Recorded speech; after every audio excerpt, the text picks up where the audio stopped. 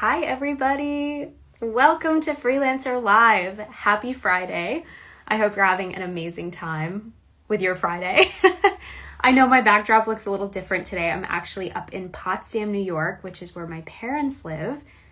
So we are here, my husband and I and my older brother, to, visit my parents, spend some time in the fall. My husband, Drew, had some things to do up here because he's working with the Crane School of Music.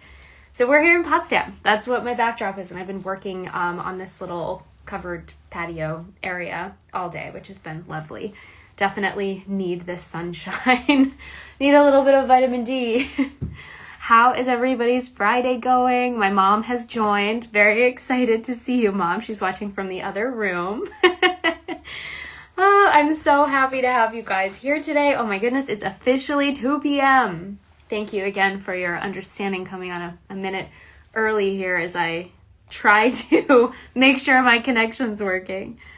All right, just one sec. I'm just going to pin this comment telling you who my guest is today. Amazing. Hello. Happy Friday. I am so excited to see everybody's handles popping on right now. Yay. Okay, awesome. All right, Raabia, you can join whenever you want. When you came on, you should have seen something at the top asking if you want to join my live. So feel free to come right on and I'll get you introduced and get into our chat, which I'm so excited for. Yay, Kelly. I'm so happy that you're here. So happy for all the support. But while we're waiting for Raabia to get on, I'll mention, so I met Raabia through the $1 Million Women community, which is through Julia Pimsleur. Okay, I'll finish that story in a sec. All right, I'm going to get into the live first.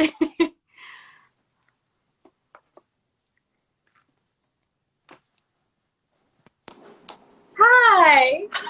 Hi, Erin. How are you? Good. How are you? I'm good. Can you hear me okay? I just put my headphones in. I can hear you just fine. Can you hear me okay? I can, and it is so lovely to see your beautiful It's face. so good to see you too. I was just starting to share a story of how we are connected because Kelly's here too. You know Kelly, right? I Okay, do, yes. amazing. Awesome. So she was just saying hello. But we know each other from the $1 Million Women community, which is run by Julia Pimsleur. And we've both taken her masterclass, right? You've taken her masterclass? Yes. Awesome. Yep. Mm-hmm. And we sort of haven't really connected too much, but then it was so funny because Raabia and I were both on the same train, in the same train car, headed down to Yeah, DC at the same time for totally different reasons. I totally. was going down for the March on Washington and you were going down to meet a new niece. Is that right? My new baby niece, and I think my sister is on too. And so, yeah, I was going down to visit her and for the first time. So it was quite a special moment. And the thing that makes me laugh is I was waiting to use the restroom and I saw this guy. I was like, gosh, he looks just like Drew, who I've seen all over social media, who's Erin's husband. And then I was like, the good thing is about you, Erin, you track like your life online. And I was Yeah. like, let me just check. And then it's like, you're like, hey, heading down on Amtrak. And I was like, wait, you're right there. So it's Oh, such a small world, but what a treat to that meet is both of you. so funny. It was so funny. And it was funny too because with masks on, it's hard to really tell who someone is at first if you're far enough away. And I have awful eyesight far away. So you were coming down the train car and you waved and I was like, oh, there's no way she's waving at me. I was like, I don't know anyone right now. Who is this person? And then when I'm you like, got hi, I'm Raabia. I Yeah. know. When you got closer, I was like, oh my God, yay. I was so excited. But you could just, your energy is incredible. I'm so excited to chat with you today. You're the Thank you. kindest, warmest hearted person. So I, That's so sweet of you. Thank of you. course, I can't wait. And it was so fun. I was looking through your website and reading some of your testimonials and just the fantastic things that everyone said about you. I was like, yes, totally agreed. Just the little voice memo you sent me today, it was so sweet. So thank Oh, you. thank. Yeah, absolutely. I've So I'm so honored that you even asked me to join. So what a treat. What a nice way to end a really wacky week. So Oh, thank you. yes. Wacky week indeed. Wacky Yeah. year, just a crazy time for Yeah, sure. totally. Well, Totally. let me go ahead and get started. I am going to give a quick background on what this is for anyone who's joining for the first time. And then I'm going to formally introduce you with your amazing bio and amazing experience. And then we'll dive into our chat. And this will go for about 30 to 40 minutes. It's really varied, but I've found that these conversations are so much fun and so interesting that I've been going over every time. So I will Well, not be it's surprised. your time, so we can talk all night if you want. All good. Amazing. So, welcome everybody. This is Freelancer Live. This is an Instagram Live series that I started back in May. I am friends with a bunch of small business owners, freelancers, gig workers, and just a bunch of people who were really affected by the pandemic and who had to figure out what to do next. And I was just loving all the stories that I saw, all of the positivity, just trying to figure something out.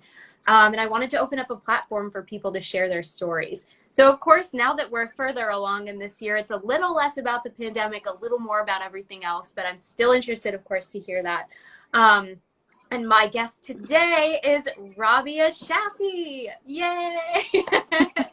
I'm so happy to have you. Okay, and I'm going to read this incredible bio here. So, Raabia Shafi is the founder and CEO of Raabia Shafi Consulting, a firm that partners with clients to determine how their internal culture impacts the customer experience, improving things from the inside out, starting with leaders. After over a decade of directing global engagements that leverage her expertise in business strategy, design thinking, and adult learning methods, Raabia recognized that customer experience is increasingly becoming a hallmark of good corporate strategy. Yes. And leaders are Mhm. seeing a positive connection between intentional culture and the bottom line. She established her boutique consultancy in 2017 to offer clients three core services that support employee-first, customer-centric team cultures and develop critical professional skills, culture change, coaching, and leadership development. She's witnessed just how lonely it can be at the top, especially during challenging times. Her sweet spot is helping executives figure out how they can be better leaders by empowering and holding their teams accountable to clearly defined expectations. She serves her clients as a trusted advisor, offering a non-judgmental and affirming space to help distinguish root causes from symptoms, transition stakeholders from splintering perspectives to alignment on priorities, and co-create the solutions to move forward. She's known for being insightful, adaptive, and curiously collected in times of stress, likely a result of working with US Marines, trekking the globe with thousands of teenagers, and coaching CEOs across 20 plus industries. She's dedicated to innovation and quality, and she genuinely believes in having fun while working smart. Incredible. You are amazing. Thank you again for Thank being you. here today. Oh my goodness. Thank you. That's So, so funny, Erin. It's the first time I've ever heard my bio that I wrote being read back to me. I was like, wow, I sound really cool. I you don't know do if sound I don't really know cool. I don't know if I'm that cool, but thank you for reading that. You are that cool. You definitely are that cool. It's so incredible. I mean, when I was reading this and sort of your notes that you sent along about the things that you are passionate about and love to do, I just like I literally have not been able I've been so excited to talk to you. I'm just like I can't wait because I know that so many people who follow me like need exactly what you do, not only on the Yeah, side of just leadership, but just the compassion and empathy side of what you do is so incredible. So why thank don't you you. go ahead and sort of share about yourself, how you got to where you are today, and just any Sure. special moments that you want to share.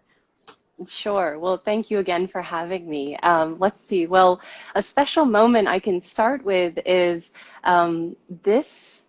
this week or last week, 6 years ago, I moved to Manhattan, and it's crazy that 6 years have already passed. Wow. I cannot even believe how much has shifted and changed, not just since the beginning of this year, but as I kind of look at where I was that this time 6 years back, and now, I mean, the entire world for me has shifted, and I think in many positive ways, thankfully. Yeah, I'm originally from Northern Virginia, the Washington, D.C. area, just about 25 miles south of D.C. is where I grew up. I know my brother and sister are on, so we're Springfield Hi, natives. brother and sister. Love it. And really was fortunate enough because when sometimes I'll share this with some friends and clients that when I graduated from high school in Springfield, Virginia, our class was the second most diverse in the country at that time. Wow. So we had friends from, Nicaragua and Uzbekistan and Poland and Austria. Like it was so mixed, and that became kind of my norm of operating. And I guess when you realize I realized I was in a bubble later, when Yeah. I'm like, wait, the rest of the world doesn't operate that way, where, diversity and inclusion, we don't even talk about it because it's just part of the atmosphere. So that's where I grew up, thankfully. And really just hung out the DC area space. I did my bachelor's and master's in history, and I focused on primarily US and Soviet foreign policy. I really have a passion for international affairs, and I thought for a long time, my late aunt now, my mother's sister, she was the Pakistani ambassador to several countries, and I always thought I was like, maybe I'll be an ambassador one day, and really kind of thought about that for some time. And the cool thing was I still got to study U.S. foreign policy and international relations, and being in the D.C. area, which is the hub for anyone who has a passion for that field. So I did that, and upon graduation, I entered into the consulting world, the defense consulting world primarily. I worked with Booz Allen Hamilton, which is a larger firm that's headquartered there, and they have locations all over the country, and I think internationally as well. And that's where I got a top secret security clearance, That's worked at the crazy. Pentagon. Yeah. It's funny when you talk to people who are not from Northern Virginia or like just outside the Pentagon. They're like, wait, top secret? And then in my mind, I'm like, that's like, it goes secret, top secret, and then there's like 20 other layers of coolness above that. So I'm like, I was only sort of cool, but it was incredible, and that's where I got to really in addition to working in the consulting space, I was working with the United States Marine Corps, with Special Operations Command, with Defense Intelligence Agency, doing cross-cultural competence work. And so much of my formative years as an adult in the workspace was around education and facilitation and experiential learning for adults. Like, how do you actually put together a curriculum that the stakes are high if there is a mass exodus, for example, in country X, and you have Marines who are going in there to provide humanitarian and disaster relief. How can they set up a dislocated civilian camp and do that with the rules that are in line with the United Nations, but also so that they're protecting themselves? So I learned so much there, and it really was one of my favorite times in my life. And I also spent a bit of that time working for an organization called CYLC, or Congressional Youth Leadership Council. And that's where I got to I got to work with students from over 120 countries, and was in Australia, China, Vienna, Budapest, and Prague for a couple of summers too, and working with these students who frankly maybe had never met anyone else from outside their country. Sometimes I would have Turkish students and Greek students in the same class, or Israeli students and Palestinian students. So ones that don't, maybe historically there are some layers of conflict there, but we would have these leadership development workshops and simulations around the United Nations, and how do countries and individuals represent and reconcile their interests and needs. And it's really a lot of collaboration, negotiation, project management, public speaking, all these things that you don't typically learn in school, but are so practical and necessary for being successful as you continue to get older.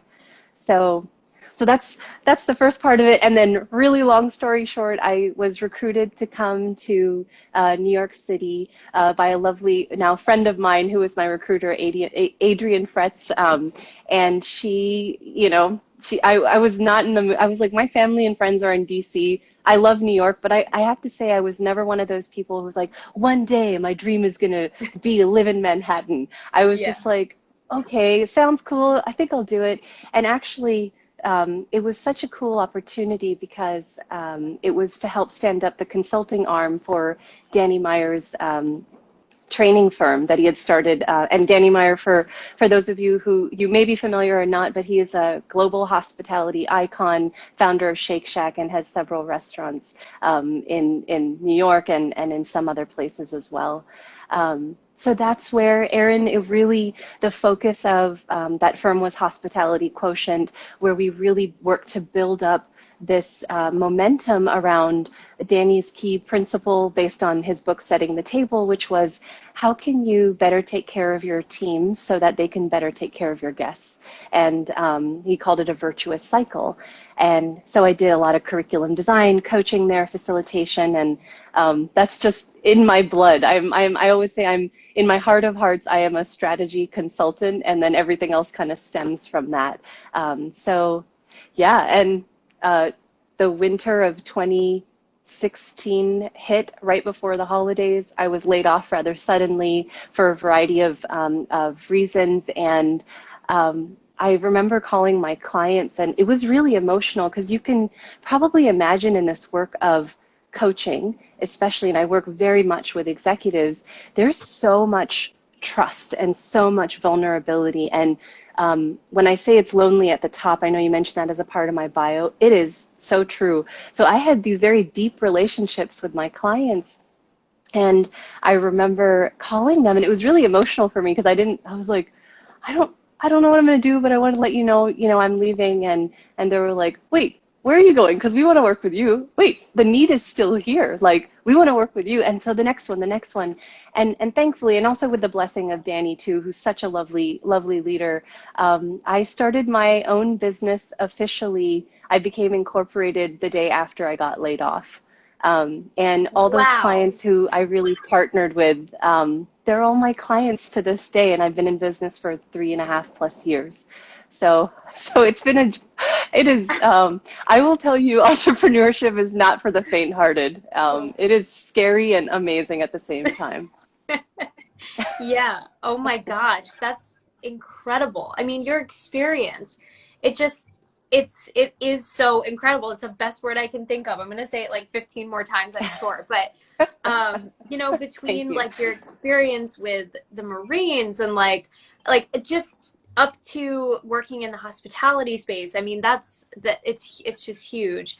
And I love, love, love that all of these people were like, we want to continue working with you. That is Yeah, so incredible that you were able to, and that Danny gave you his blessing to have yeah, those clients as well. I mean, I feel like that is so rare, where they're like, yeah, yeah, go for it. yeah, That's really wonderful. And I'm yeah, going to assume in a way, and I sort of assume that experience was a big catalyst as to why you focus your leadership and consultancy the way you do around the fact that it's very customer centric, employee centric, and leadership focused. So I'd love to hear a little bit more about like why you chose the way you did to coach the way that you do, and whether it was from that or if yeah. there were other moments along your journey that sort of solidified that for you. Yeah. I would say since a very young age, something that I have truly like fundamentally believed is that leaders, and I don't mean this from a title sense, like I'm not just talking executives. There's that phrase, you can lead from any seat. I guess anyone who leads by example by virtue of who they are and how they present themselves and what they believe, how they think. I really think that they can be so influential in not just the customer experience, but the employee experience.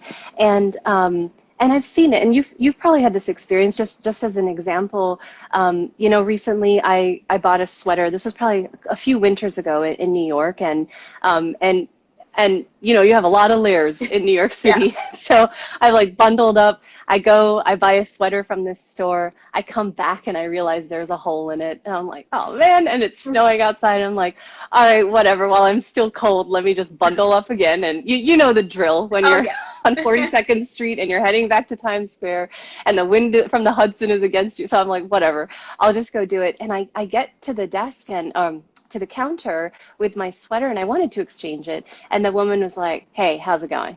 And I was like, I'm doing fine. How are you? And she was like, do you want this back on your card or do you want cash for it? And I was like, my card is fine. And she goes, hold on a second. And then she turns to her colleague who's behind the counter with her, and she's like, I told you not to put me on the schedule on Friday. Why do you always do that? You never listen to anything I say. And da da da da. And then she turns to me, she goes, did you say cash or credit? And I was like, oh, like, and I'm like, Erin, have you ever experienced that before? I Like, Yeah, definitely, definitely. Think I've taken them out of my mind, which is why I was like, yeah, wait a they're second, I'm like traumatic. reacclimating myself to this feeling. But yeah, you're so right. That does Yes. happen. Yeah, and you know, one of the things, like I was saying, just became that has continued to kind of surface is um, the fascinating thing is everything about this woman and her communication issues with her boss, her schedule, her ability to relay her needs, etc., her need to take a break, that had nothing to do with me as a customer, but it had everything to do with my experience. And so that connection, and I always, and that's something I know Danny's a big proponent of, and just it's kind of a well-known fact, happy employees lead to happy customers. So that's one data point for me that I'm like, oh, and I know if my brother and sister go out with me, they're like, can you turn off your strategy hat for a moment? Because I'm like, hmm, I wonder like if we're going out for a restaurant and the service is suboptimal, I'm like, in my mind, I'm already thinking like, I wish they were my client because I could do, do, do, do, do, do. But really, here's the thing. My mind doesn't go to, man, she was really mean to me. Mine is, gosh, this must be a pretty tough workplace.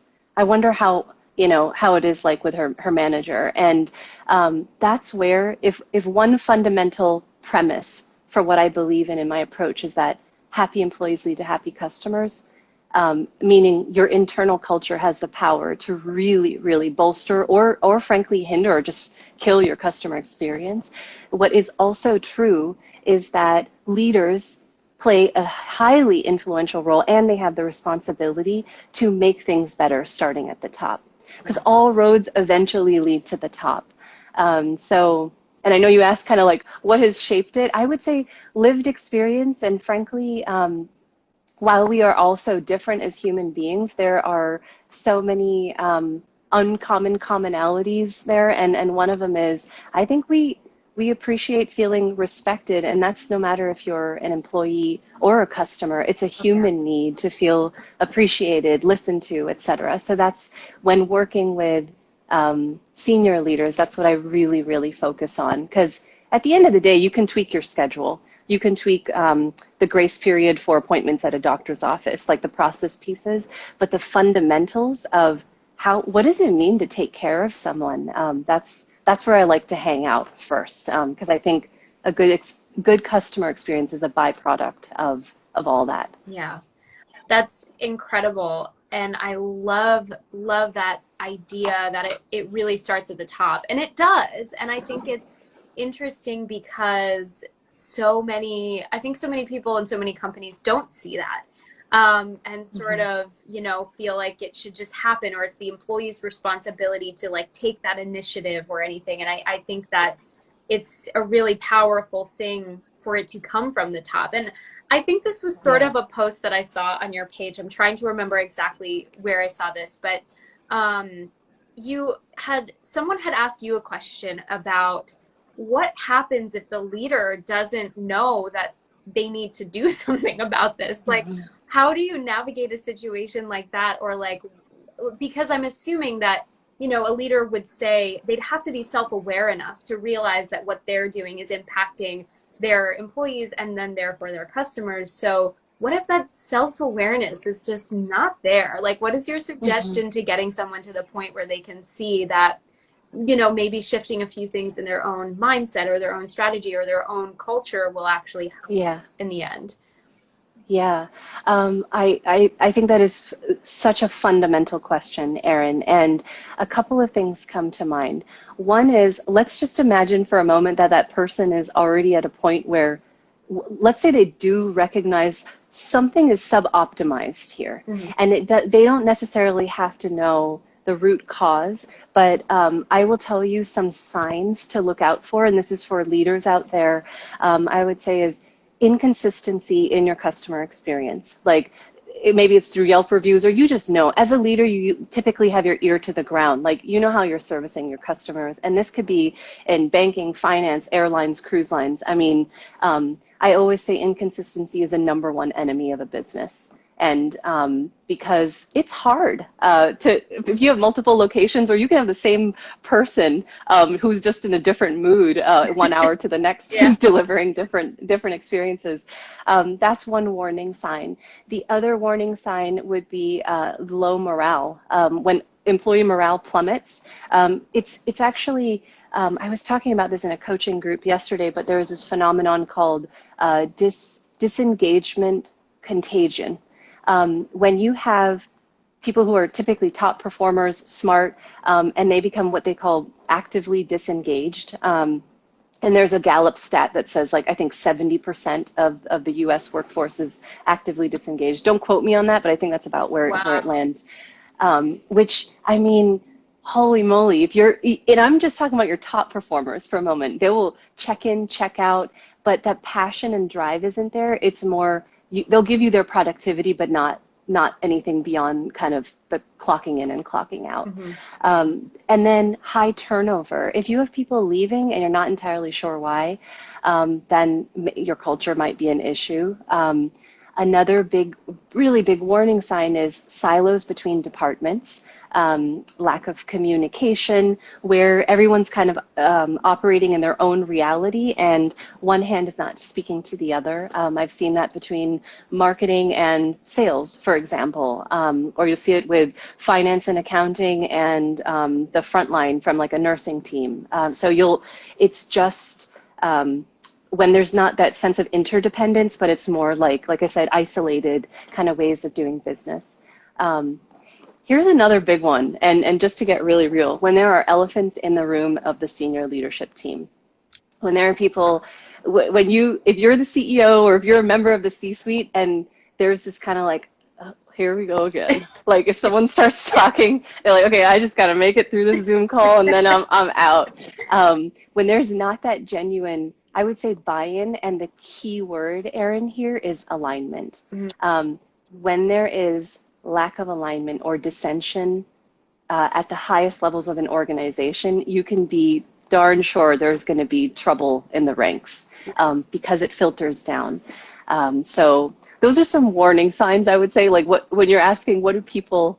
Uh, Usually, people know when something's wrong, but I would say cut yourself some slack. Like as a leader of, let's say, I don't know, a hair salon or let's say a construction facility, like you name it, whatever it is, your expertise is running that organization from an executive level. My expertise, how I've spent my time as another technical skill set, is to help to identify these root causes, help you boost self-awareness. So sometimes I think we need to cut ourselves some slack. Like just because you are strong at your technical capability, it does not necessarily mean you are a strong leader. And really, those are two fundamentally different skill sets.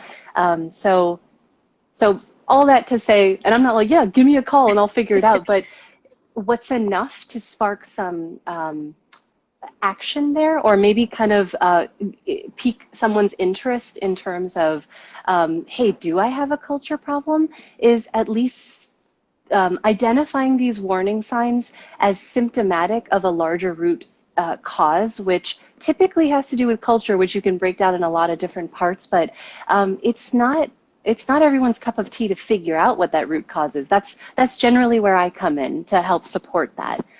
So yeah. That's amazing. I agree with Kelly who says I could listen to you speak all day. It's Be so careful what you ask for. it's so good. It's so good. And Eric's one of the musicians in our wedding band that Drew and I run, and he Oh, cool. said very deep and informative, even from my perspective as an active employee. So yeah, Oh, thank you, Eric. it really is, and I think that I love what you said about the fact that, you know, doing your craft and being good at something doesn't necessarily mean you're a good leader. And Yeah, I think that that's something a lot of entrepreneurs, including myself, struggle with or yeah, have struggled with. And, you know, I always wanted to be a leader. I always thought I was good. And then I get into it and I'm like, there's so much I don't know. Like, there's so yeah, much I need to learn about how to be a leader. Like, I could get the work absolutely. done all day and Yeah, be just fine, but actually, like, you know, inspiring people and getting them to stay invested and excited about what I'm doing. um yeah, i I think there's a, at least in my experience, there was like a point that I realized that I had already like caused some damage. And it doesn't mean that I was like a totally bad sure. leader, Yeah, but you get to the point where you're yeah, like, ah, like I should have done something differently. So I think it's, um, you know, recognizing that, knowing there's something wrong, and yeah, then looking for somebody like you that really can help build from the top down and find those things that are wrong. I think that's the part that a lot of people struggle with too, on top of knowing, absolutely. not knowing how to lead, but then knowing what it is they can do to change, or what it is that's actually causing Absolutely. the largest problem. Yeah, and Erin, I just I always use this example because it just makes me laugh because if we can relate it to if your tooth is hurting, you don't have to figure it out yourself. You're probably going to go to an expert, Yeah. right? Like a Oh yeah. I would hope, right? You're probably not going to give yourself a root canal or whatever it is. Please don't. And yeah, and I've had a client of mine, I've shared this example before where right after, graduating, doing his residency, he not inherited, he purchased a practice and he had five hygienists and an executive assistant and someone at the front desk, et cetera, and like another partner who was also doing some of the dental work with him. And he was like, Raabia, here's what I learned in dental school: root canals, mouth guards, cavities, Yeah. whatever you learn in dental school, TMJ. But what I did not learn is, how am I supposed to talk to employees and give them feedback when they come in late? Or how am I supposed to listen to them when they're having issues with one another or we're not on the same page? Like, you don't, I don't know. I haven't been to dental school, but I don't think you typically learn leadership. And so one of the ways, and I know I said it earlier, to cut oneself some slack, while you all of you dentists, for example, or optometrists, whatever it is, have been spending time going to school for all of that and pumping in those hours on learning your technical skill, people like myself or other folks in this field, we've been learning leadership as a technical skill. What are the fundamentals? And I'm just laughing because the other day I was talking with a client, and knock on wood, I think I'm pretty decent at active listening, and also one of the very distinct techniques that I'm a little bit known for is restating.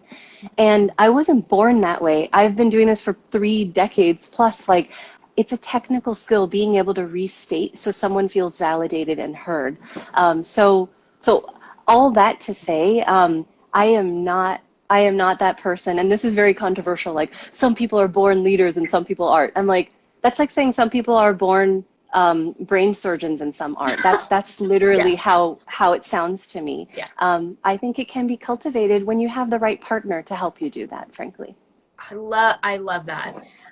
We're gonna get to the point where at the end of here, where people, I'm gonna have you tell people where they can find and follow you, but I'm pretty sure you're gonna hear from some people, because like, this is something that I think every person who's the leader of an organization needs, quite honestly. Like, regardless of how good Oh, you are at it, like, just off the bat or having experience, I think there are so many nuances of running a business where you need a little help and an outside point of view telling you, you know, what something looks like, and how something is yeah, feeling for people. Because when you're in it for so long, I think it's really hard to actually pin down what's going on. yeah, So you yeah. probably will hear. And Yeah, one thing I was just going to say on that, a dear friend of mine, Nicole, I'm not sure if she's on or not, but she said it's kind of hard to read the label when you're sitting inside the jar.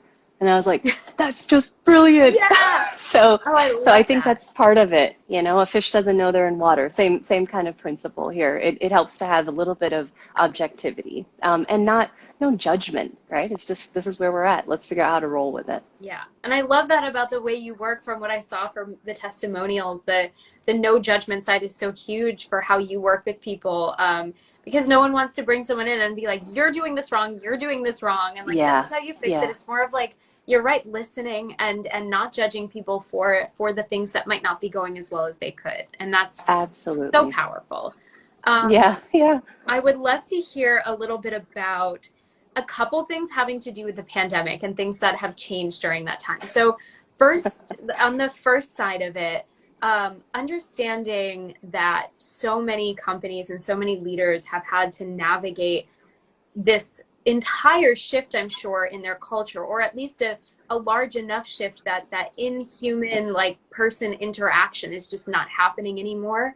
Everything's Yeah. virtual.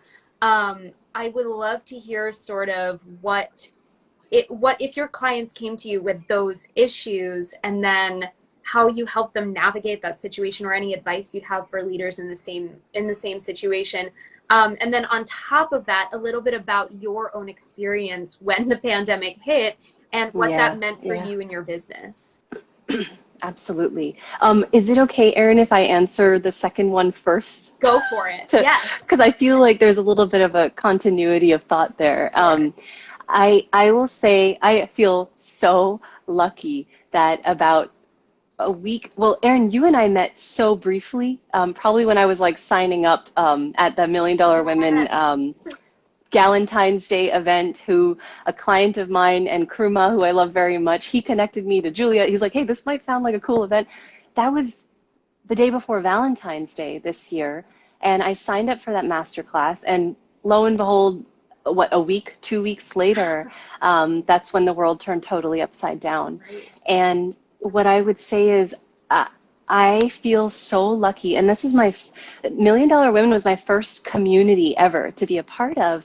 And I know you know this as an entrepreneur, for me, I'm a solopreneur. It can be really isolating and it can be hard. I am a one-woman show for the most part, and I do partner with other awesome people. But 99% of the time, I'm in my own head. I'm in my own thoughts, and I feel very grateful for having connected with Julia and the Million Dollar Women community. Like otherwise, we would have never met, and so Right. many other cool folks. And um, I think the timing was so bizarre because I don't necessarily think Julia knew the pandemic was happening, where the whole focus of masterclass was going to be how to pivot, but that became the support because everyone had to think about what do you do? Certain things are the same and many things are not. So, like, how do you actually make that shift? And I wanted to share that because your question about like, okay, for yes, a lot of things have changed. So like, how do we help support leaders in terms of this new normal or new operating reality that we're in? The one thing I think fundamentally to remember is that the core tenets, like I was saying, of kind of being a human, those have not shifted. That desire for connection, the desire to be heard, and the need for, frankly, the need for buy-in, the need for connection to a purpose. So while the world around us has, this unfortunate tragedy with so many people, losing their lives and their loved ones, etc., the same kind of human operating principles, those probably just have gotten more magnified, if anything else. But there's a certain there's a certain consistency there that I think it's important for leaders to lean into, just because the pandemic is going on. It doesn't mean you as a leader, hey, if it ain't broke, don't fix it. That's kind of what I feel like. If you are already doing things well, I've had leaders who are like, now that the pandemic has happened, I don't know what is, which way is up, and da-da. I'm like, all right, well, let's kind of look at what have you been doing well already, and how can you leverage those strengths. And one of the big key things in this is, um, and I know I was reading Carrie's note. Carrie's a dear friend of mine, also as a part of this women's collective that we partner with, and she is a strengths-based guru. Like I'm honored to even know her. And one of the principles, and I didn't realize I always kind of was a part of strengths-based coaching without having that terminology with Gallup, which we can get into later if you want. But the fundamental thing is, and you mentioned it, Erin, like for me, if I go in and work with a leader, I'm not going to be like, well, you're doing this wrong, you're doing this wrong, you need to change that. Because there's actually scientific evidence and neurological research done on the neurology of the brain, where if you lead with someone's strengths first, then you actually can encourage more openness to change, behavioral change in a positive direction. But if you can imagine, if you've ever had a coach or a teacher or anyone in your life who's always kind of like, gosh, Erin, like you could have changed this, you could have done that, whatever. It's like, get out of here. Like who has an appetite for that? Right. And the other fundamental piece is not so much telling someone like, hey, this is how you need to do things. And I'm not a know-it-all. Like, I don't know how life was necessarily before or after if they're a new client with regard to the pandemic.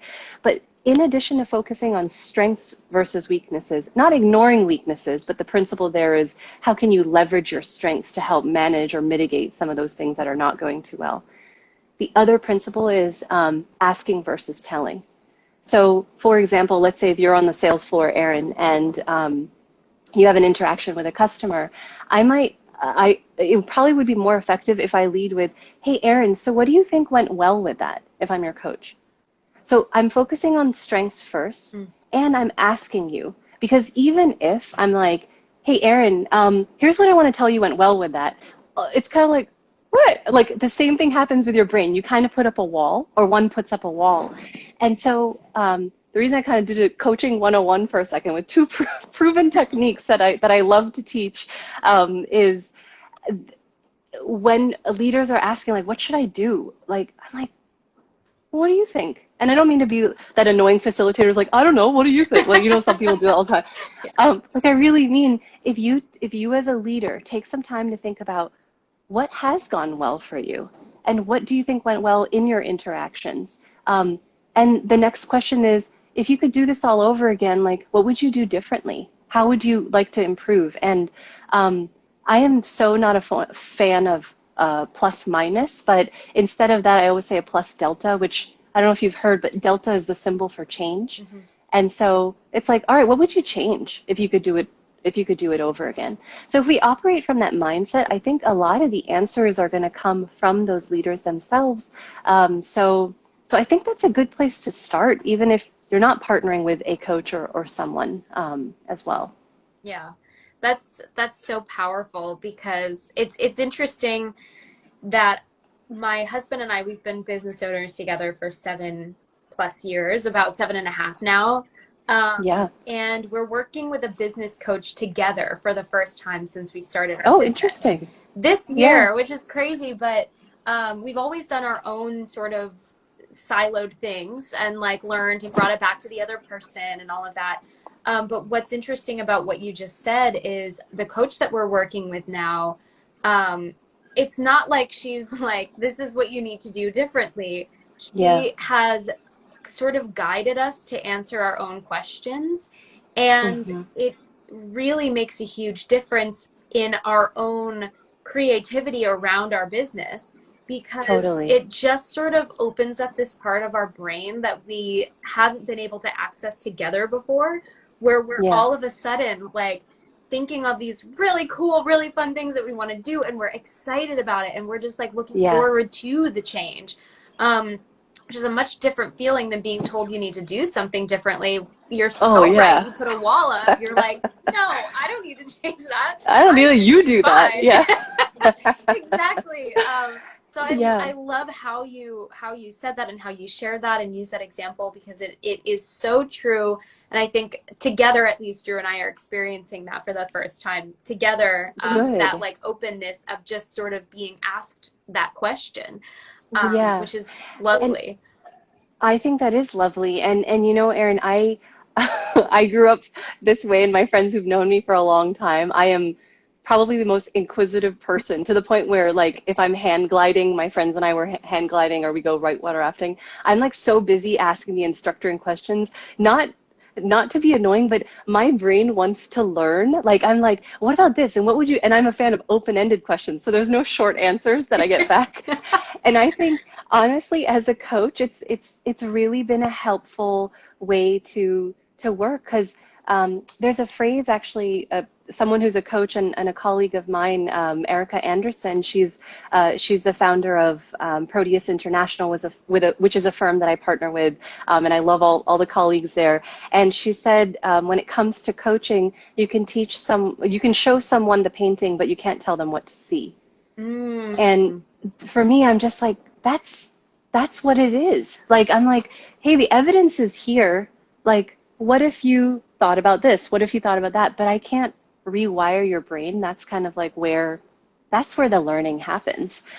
So yeah, I think I'm glad to hear you're having a positive coaching experience, and I think it speaks highly. That experience speaks well of a coach who, frankly, knows what they're doing. Because I think there can be coaching malpractice too. So that sounds good to me. Absolutely.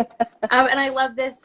Eric again and shared that he definitely gets more defensive with direct approaches like that and getting asked questions. So even from an employee perspective, which is what you were talking about and what you coach on, but from that employee perspective, it's also important to see how many people like that sort of response. It's sort of like a validation that, like, okay, yeah, that's the way to do it. It's the way to go. Absolutely. Yeah, absolutely. And some here, it's not even like about the golden rule, like treat others the way you want to be treated, which I am a big fan of. But it's almost like, would you listen to yourself? If like, would you want that type of advice? Like, I know when I shut down, and there is this term which I think is so important with leadership, called versatility. And it's learning how to flex your muscles, flex your styles, still be authentic to who you are, and not fake it. And show up as in a way, like, I know there's this battle around, I want to be my authentic self, don't tell me to change. It's like, no, it's not what we're saying. Yeah. One of the key indicators of success as a leader is your versatility, meaning if you're typically crossing your arms this way, actually, can I do a quick exercise with you? Yeah, Erin? Absolutely. Is that weird? No, okay. Go for it. Please do. Okay. Can you cross your arms? Yes. Okay, now cross them the other way. Okay, I did it, but that was hard. What was hard about that? That's so funny. I was like, oh, I can do this. Because I guess I just have never, I don't tend to cross my arms that way. I have very infrequently for photos or something when someone's like, do it the other way. But aside from that, no, I just, like, it goes one way. That's it. Yeah. Yeah. So how we cross our arms, that's a habit. Just like how we show up as a leader, that's a habit. We oftentimes go on autopilot. But let me ask you, is this the right way, or is this the right way? There is no right way. There's no right way. There are different ways. Yeah. And so when I say, like, versatility, and I also am certified as a social styles coach and facilitator, that's one of we could talk about that later too, but there's a fundamental principle here, like, the really, like, a huge barometer of success is your ability to be versatile and cross your arms the other way if that will cause more productivity and more coherence and alignment with you and that person you're with. And then go back to your home base afterward. No one's telling you you have to stay there, but can you meet someone where they're at? Or are you really focused on your comfort level? Like, this is the way I've always done it. This is the way I am. Those are the leaders that, frankly, are not as successful. And however you define success, there's nothing wrong with it. But if someone's like, well, what is one indicator of whether or not I can really meet the mark as a leader? How versatile are you? Because day in and day out, you're, frankly, probably meeting with leaders people from different backgrounds, from different, like, mentalities, modes. So it doesn't mean that everyone has the same home base as you. So being able to recognize that someone's brain might operate a little differently. Can I cross my arms to meet them where they're at? Or can I teach them how to cross to meet me where I'm at? That's a lot of that's a lot of the flexibility and fluidity that I think is fundamental to being a legit leader. Yeah. Oh my goodness. I'm just thinking like I'm gonna have to watch this over again many times just to remind myself of all of these amazing nuggets of information you're giving. Like, thank you so much. This is so incredible. Um, You're very welcome. we are coming up on 50 minutes, which is madness. Goes by so Wait, I didn't even fast. realize that. Me neither. I don't know how this happens. But I will have to close down semi soon because Instagram will kick us off at the hour mark. But I have one more Okay. question that I sort of wanted to ask you and chat about just for a moment quickly so we don't get kicked off. Um, Yeah. but I really loved your story about how you grew up and in the environment you grew up and how diverse it was. And Yeah. I, like you said, going out of that was a culture shock, where usually going into Yeah. that for people is a culture shock. I would Totally. love, love, love to hear a little bit about your experience as a woman of color working in the leadership and strategy field, and also your most recent, I believe, most recent program specifically for women of color, coaching program, I Yeah. believe. Yeah. So I'd love to hear about sort of those two things. Totally. Thank you for asking that. Yes. So really quickly, and being concise is something I'm always working on, but It's here's so my quick hard. executive. Yeah.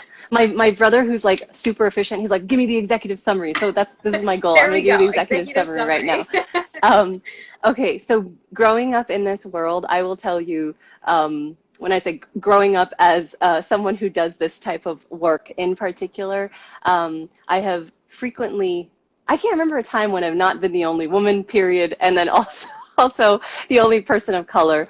Mhm. So it's my world has always been, and also frankly working with the military a lot too, like you have, and also the C-suite. If you think of what is the makeup of C-suites globally, but primarily in America, it's men from the ages of about 45 to 70 who happen to be white, who happen to have a very similar demographic of the C-suite. That's the space I've played in for so long. So for me, that's my normal operating reality. And the reason I'm mentioning that also is, and you asked about the Women of Coaching Color program. For me, that's the norm, and I've learned how to navigate it with efficiency and I think productivity. And it comes with its challenges too. And I love all my clients. I think we have such strong rapport where they see me as Raabia, not who happens to be Pakistani American, like from, this background, whatever. Anyway, Erin, I would say since mid-March when COVID like really shot up, um, about 16 or so people reached out to me for coaching independently of their own organizations. They all happen to be women. They all happen to be women of color. They all happen to be of the same age bracket, kind of midway in their careers, or kind of starting off but not entry level, and or on their way to the executive or mid-level mid-level positions. So I started this program because I was really thinking there is a need here, and there is something here where women and all of these folks were asking the same questions about how do I navigate this lack of diversity? There's so much beautiful, amazing D&I work that friends of mine are doing to help organizations holistically become less white, for example, or more inclusive, however you want to interpret that. But who's left in the lurch? It's been women of color. Yeah. And I've done a lot of research. There are not a lot of women of color coaches coaching women of color. You have stratas of Mm. Latinx, African American, like Asian Pacific, but our lived experiences, not mass generalizing, there's so many similarities there. So I actually, before we get kicked off, I will say it is a huge passion of mine. I am so excited to launch this program. It's going to be in a few weeks actually in October. And it's the very first launch. And my goal is to get a community of really cool women who identify as women of color, and let's work together and talk through and have this sacred space. And you're also going to learn really fundamental leadership skills that maybe you didn't maybe you didn't learn growing up or in the workspace. So that's the goal anyway. So thank you for asking about that. I am delighted and honored to make this a reality, and it's such a fascinating opportunity. So it'll be fun.